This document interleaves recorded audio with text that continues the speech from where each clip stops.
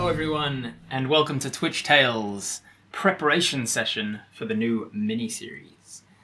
Here in Twitch Tales, it's an interactive Dungeons & Dragons game where I'm the Dungeon Master, creating the world and all the NPCs, and you collectively are the player. So all of the neurons, which happen to be the people in chat on my Twitch right now, say hello neurons, those people are going to be putting their heads together, as it were, to decide what to do as the main character.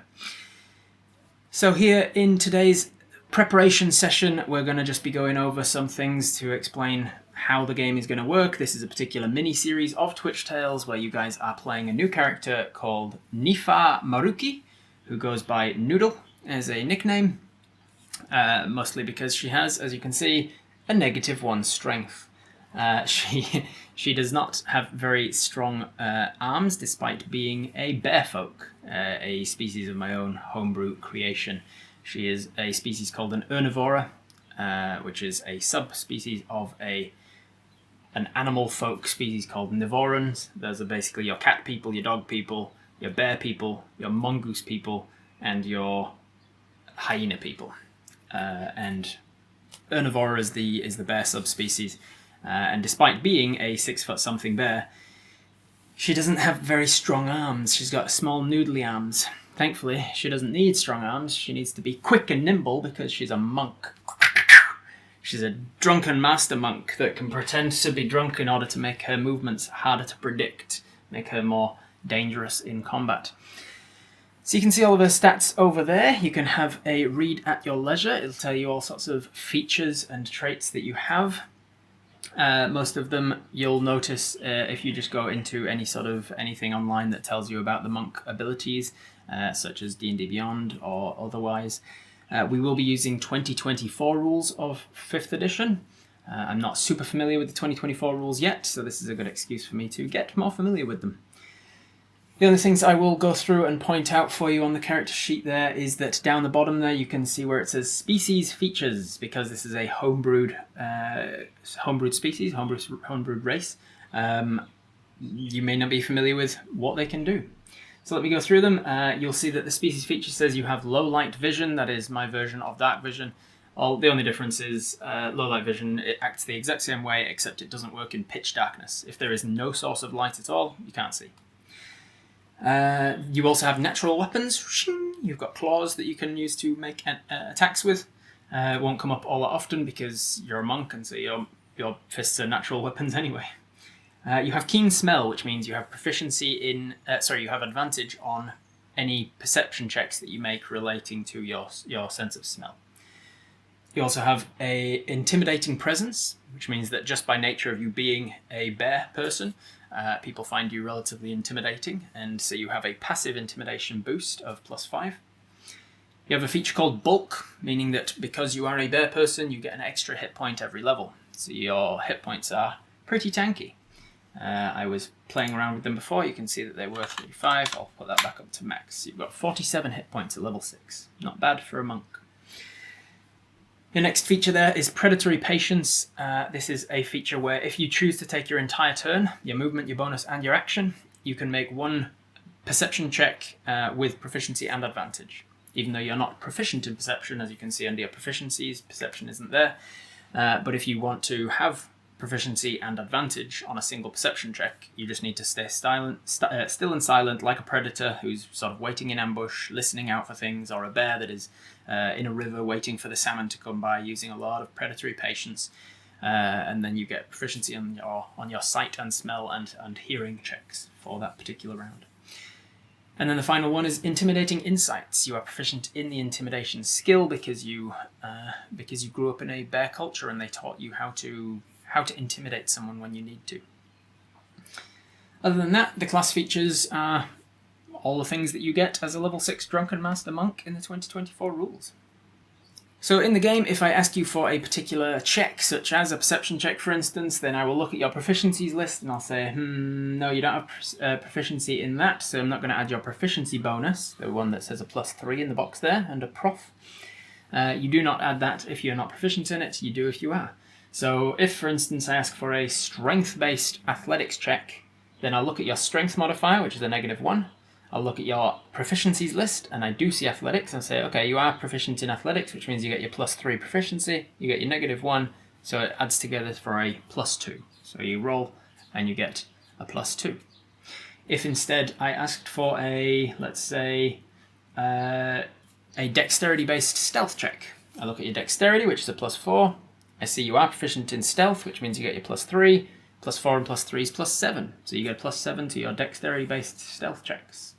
And it's as simple as that. Sometimes I might mix it up and ask you for a strength-based stealth check instead. So for instance, if you were in a corridor and somebody was about to come through a door and there was nowhere to hide, and you do that thing in martial arts movies where you leap up to the ceiling and you like Spider-Man out, and you try and press yourself against both sides of the corridor and just hold yourself above them as they walk underneath you.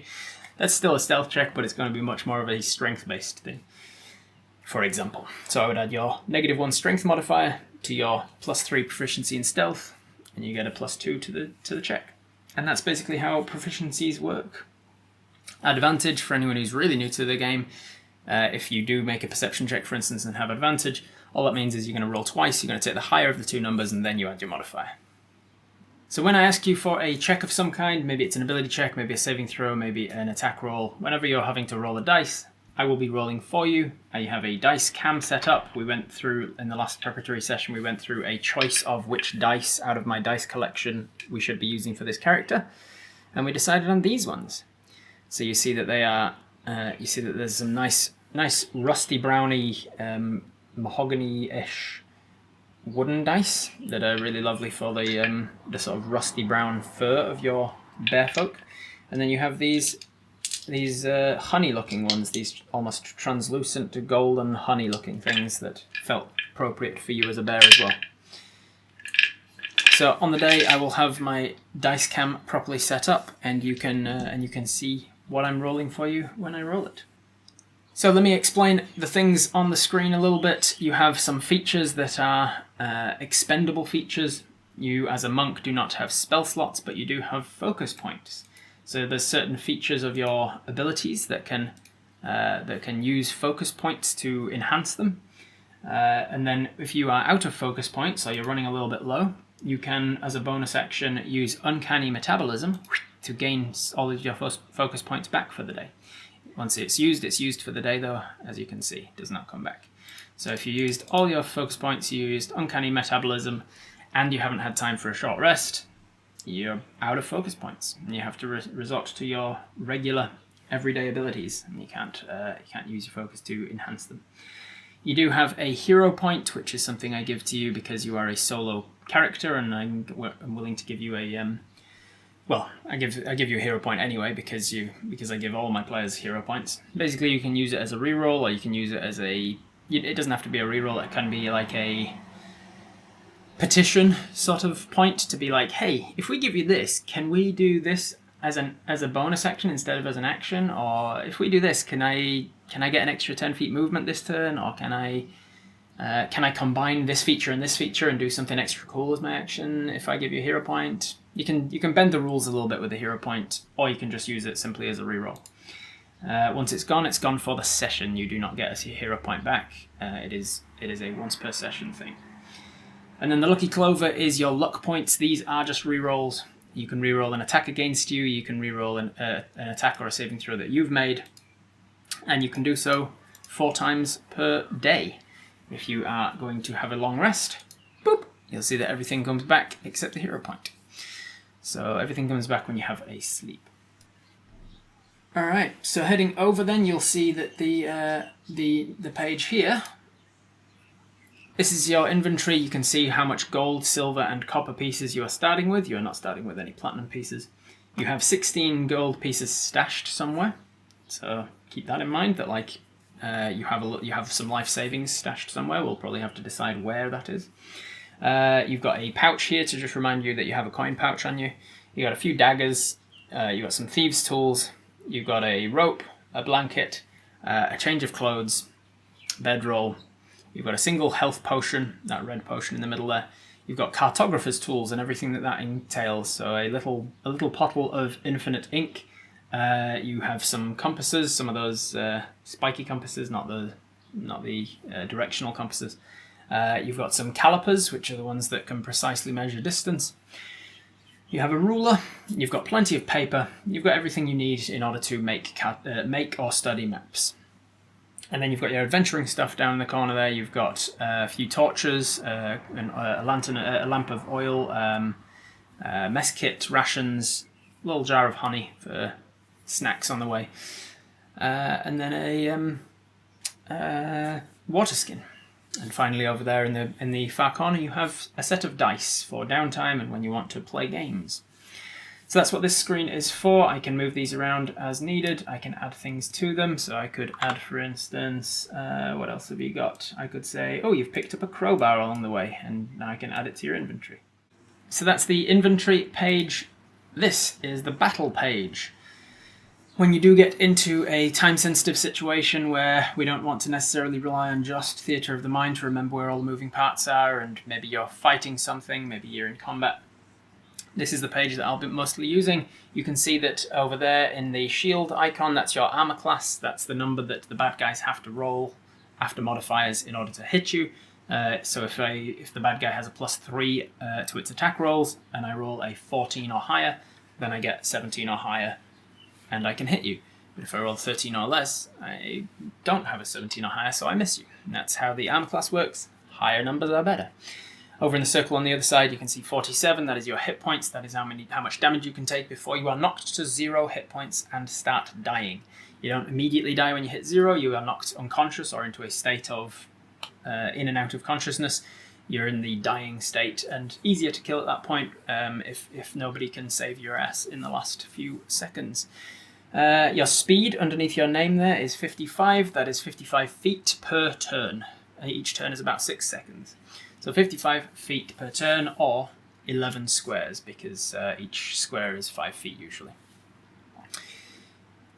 Underneath that you can see actions. Those are the actions that you can take on your turn in combat. You will have an action, a movement, a bonus action, a reaction, and a free action. You don't need to worry about all that. I will prompt you as needed. The main body of your turn will always be your action. What are you doing as the main part of your turn? Action. Move is just how do you get to where you need to be in order to do that action. So attack, punch, punch. Dash, double your movement speed for that turn. Disengage, run away from someone without them getting a free attack on you. Dodge, give somebody disadvantage on hitting you. Help, give somebody advantage on doing something that they're going to do. Hide, hide. Ready, I don't want to do anything yet, but I'm going to do something before my next turn. Out of turn order. Grapple, hold on to somebody so they can't run away. Shove, either push somebody back away from you or push them prone on the floor. Improvise, that's just a new one in 2024 rules, and it's just been added as a way of saying like something else. Miscellaneous. And interact is usually like use an object or open a door or that sort of thing. 55 feet, I'm used to Apis' short legs. 55 seems long. 55 is long. Most characters in Dungeons & Dragons 5th edition rules have 30 feet movement speed. Some are fast enough that they get 35 movement speed. Ooh, I'm a wood elf and I can move faster than everybody else because I've got long wood elf legs and I'm used to going through forest terrain where I've become faster. So I've got a whole 35 movement. And then some people are like, oh, well, I have a barbarian's unarmored movement, so I can run faster than everybody else, and I get up to 40. 40 is considered very fast. 55 is because you're starting as a carnivoran folk, a carnivore person, essentially, a bear person. So you're already starting with a base of 40, I think. So you're already chosen a species that is a naturally very fast species. And on top of that, you have a monk ability called Unarmored Movement, which is just adds an extra 15 feet onto your movement speed. Monks are designed to be like nipping all over the battlefield like they're in a Jackie Chan movie, running after things and jumping up and running up and down walls and such like that. In 5th edition 2014 rules, and probably the same in 2024, but I haven't checked, once you get to level 9, you can actually run up walls and across lakes and things as well. You can run across liquid surfaces and up vertical surfaces as long as you end your movement on something solid. So, pretty speedy person. Basically speaking, you're probably not going to have to worry about whether you've got the movement to get to where you need to go. Underneath that box of actions, you can see attacks. Thankfully, as a monk, all of your weapons can be replaced with their attacks and damage rolls. You can replace them with your martial arts weapons. They can count as martial arts, whether they are unarmed attacks, whether they are daggers, whether they are long swords, whether they are whatever. You can choose to replace them with your martial arts weapon, which is usually beneficial to do. Because even if you're attacking with a dagger, instead of it being 1d4 plus your modifier, it is now 1d8 plus your modifier. So you'll see that I have combined, well, I have had combined, thank you fancy, I have combined all of the different types of weapons and things that you can attack with, all just into a single block. It is a +7 to hit, and if it hits, it does a d8 +4. Whether you're attacking with a dagger, a spear, or an unarmed strike, it's always the same. It's going to be a +7 to the thing you're rolling, and then you add a d8. So, for instance, I will roll a d20 for you, and I get a 15. 15 plus 7 is 22, so if the thing you're attacking is a 22 armor class or less, you will hit, and then you will roll a d8, which is a 6. 6 plus 4 is 10, you do 10 points of damage to it. Pretty cool. Does the spear have a reach of 5 feet or 10 feet? It is a reach of 5 feet. It is an adjacent square. It will still give you like extra reach than your hands. Like if we get really into the minutiae of it, I would probably zoom right in to the map here, and I'd say like, okay, well, watching the bard on the street, that's pretty cool. I would probably go, okay, well, you're attacking this guy, for instance, and this person is. And I'll say, oh, they're right up against you, you can punch them. Or I'll say like, they're not quite up against you, but you could probably hit them with your spear. I'll do it. Like I'm not gonna treat it like a video game of like, you are in this square, so you are in this square, and they are in this square, so they are in this square. In my games, like the game is there to help me tell the story first, and story-wise, there is difference between this square and that square. What if you're a little bit closer or a little bit further away? You're not either at 0 feet, 5 feet, or 10 feet away from a monster. You could be at 3 feet away from them, in which case, yeah, you're probably going to be okay with a spear. Or you attack them with unarmed strike, but I might give you disadvantage because you're having to sort of overstretch to reach them, or things like that. I'll take it all case by case. Finally, down in the bottom corner there, you can see bonus actions. The bonus actions are things you can do. That's not the main body of your turn, but it is sort of like the extra thing that you can do on your turn.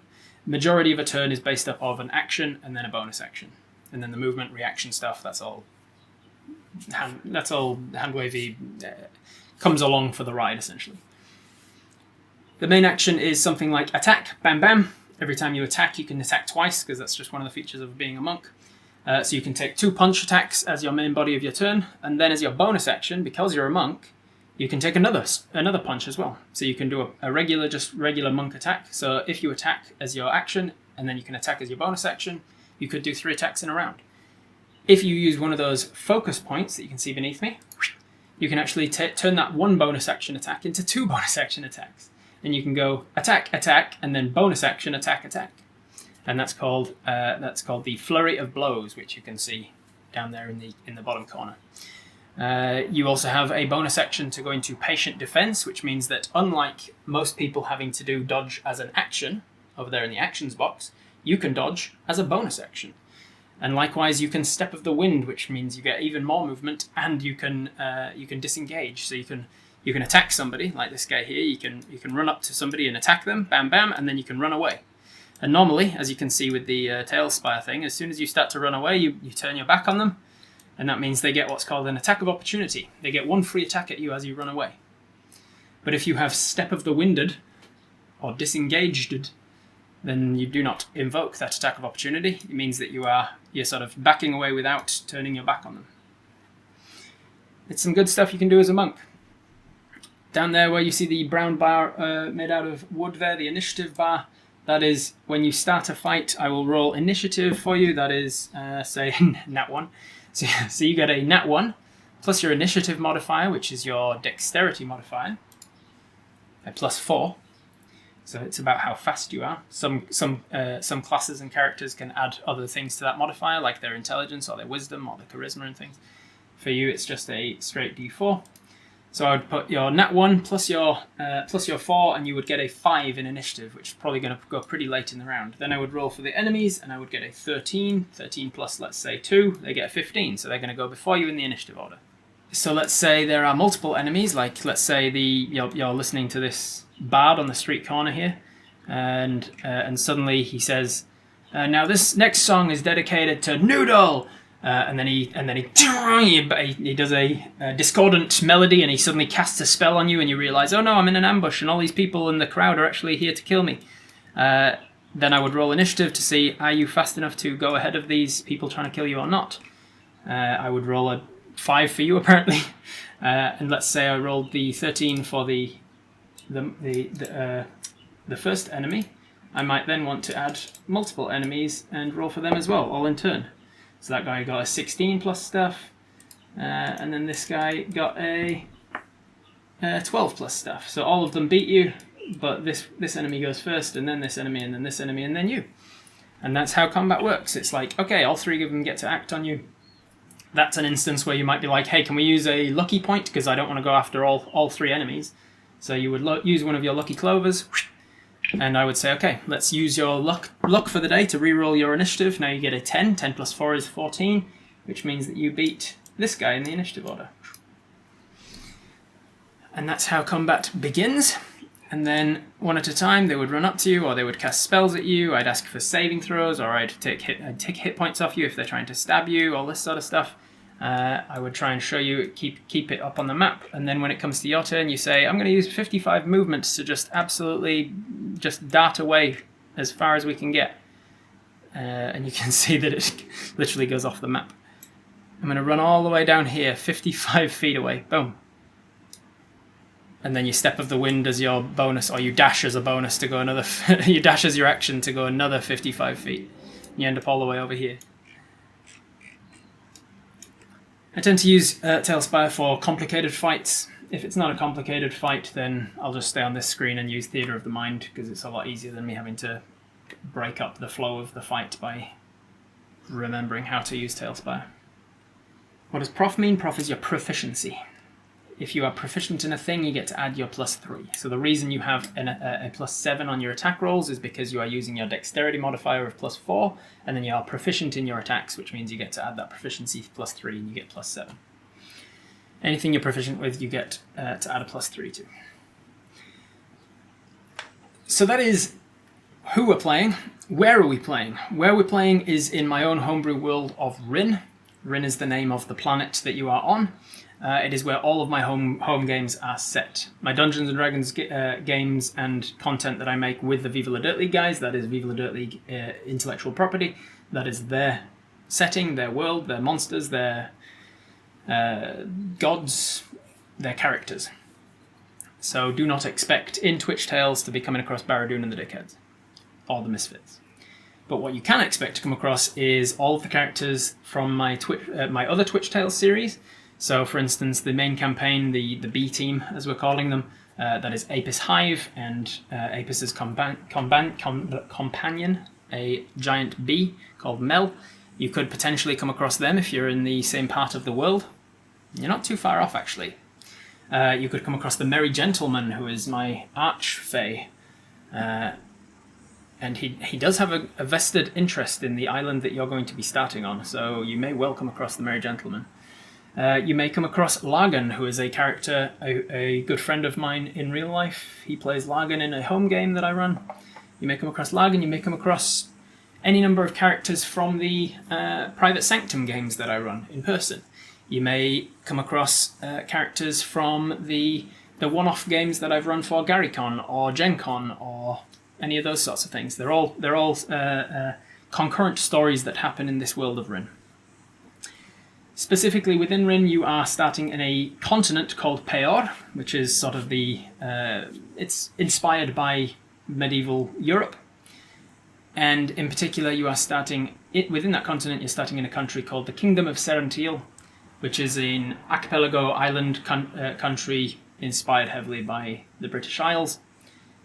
And then specifically within that, you're starting on an island called Drenwheel. Drenwheel is off to the west of the island that Apis's story is on, which is Corintil. If you were to head sort of southwest from Corrantil, you'd hit Drenwheel. Drenwheel is one of the furthest islands west before like the equivalent of a massive Pacific Ocean. And so it's quite a secluded island, and there's a lot going on there. It's the first island that I ever made for any of my games. It's the first island I ever made for any of my games, and it's the island on which most of my home games take place, my private games. We need a Drenwheel map. We do have a Drenwheel map coming. I have started making one in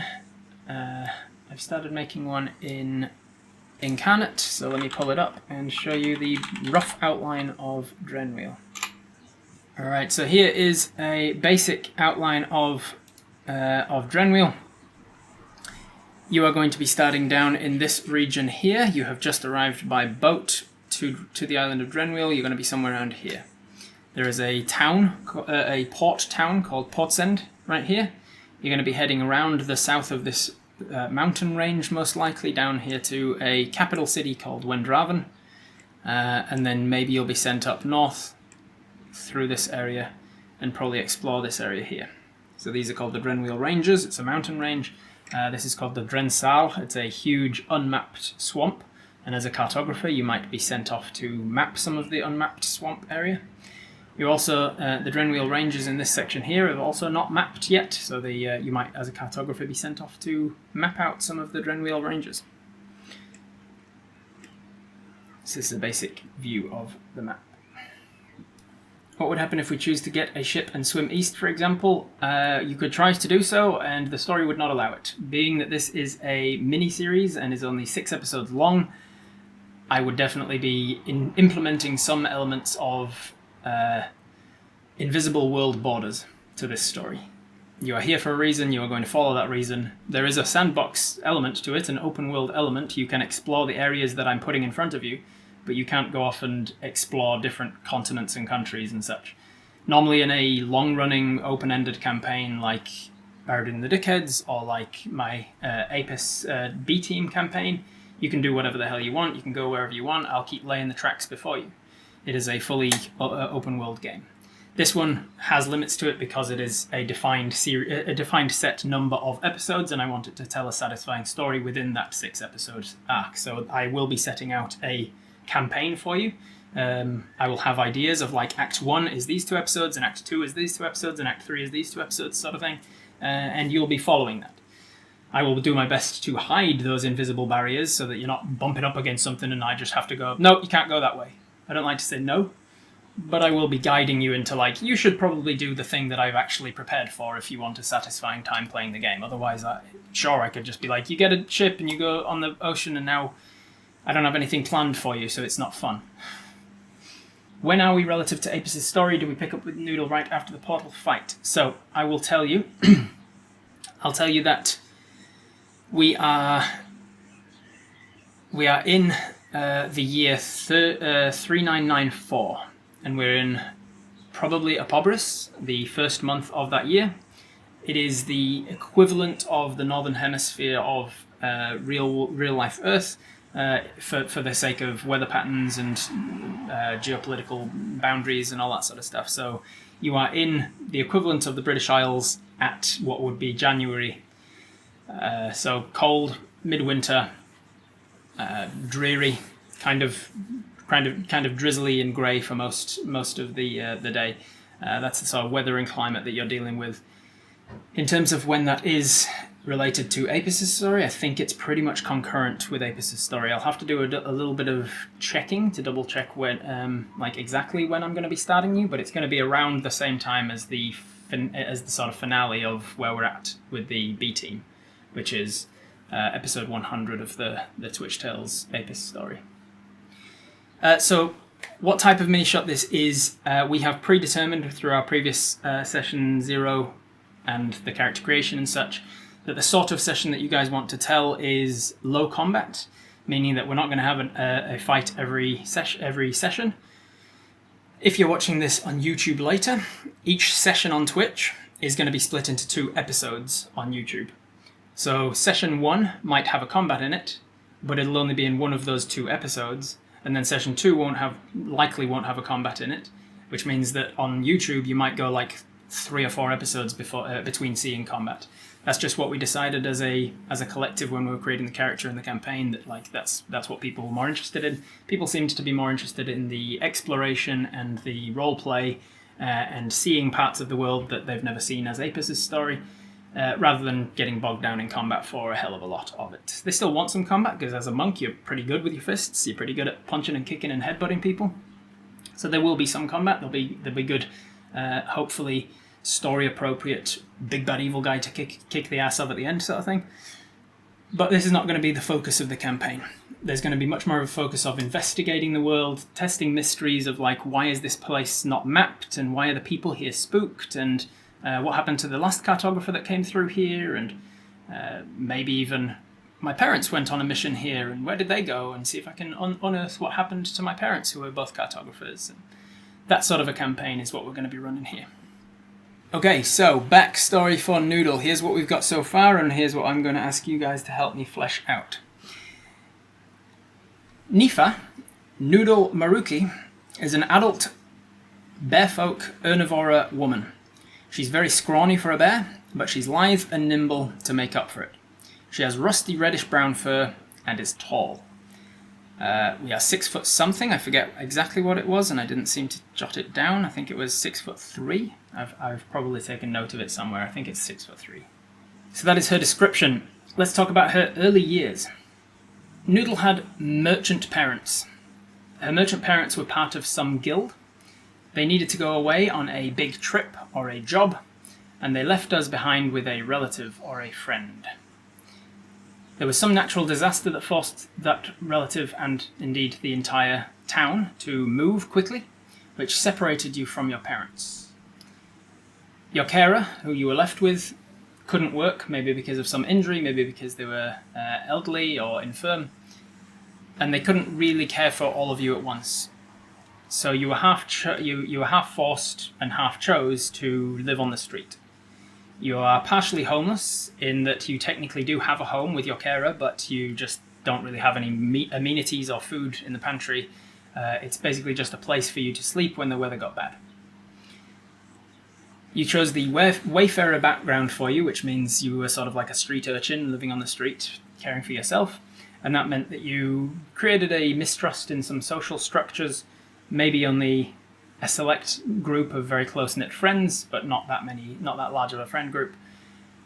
Maybe, but not necessarily a gang or a criminal organization. You learned some unscrupulous techniques as a way of surviving. That's where you picked up your thieves' tools and your abilities with picking locks and such.